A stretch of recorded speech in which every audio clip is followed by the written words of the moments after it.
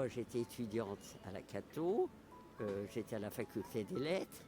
Et comme j'acceptais de parler, j'étais une chanceuse, j'étais toujours la plus grande de ma classe, j'étais pas la meilleure, mais j'étais gentille, on m'élisait toujours chef de classe. Alors, voilà, c'est comme ça, c'était pas de ma faute.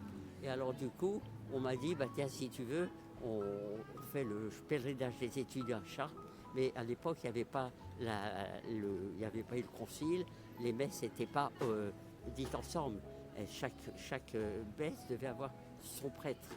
Donc on est parti, on était 10 000 à Chartres à l'époque. C'était autant que les scouts aujourd'hui. Hein. Et on était parti. Alors on me dit, tiens, si tu veux, tu seras seconde de chapitre pour aller à Chartres. Je dis, bah d'accord.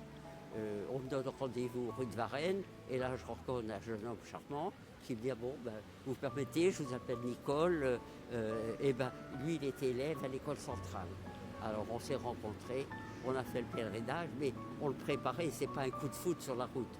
Hein. On passait que trois mois à préparer le pèlerinage.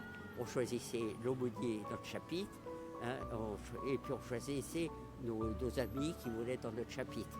Voilà. Alors moi j'ai connu comme ça beaucoup d'amis de mon mari, moi les miennes, parce qu'à l'époque c'était quand même les garçons qui étaient le chef, hein. Les filles ça suivait.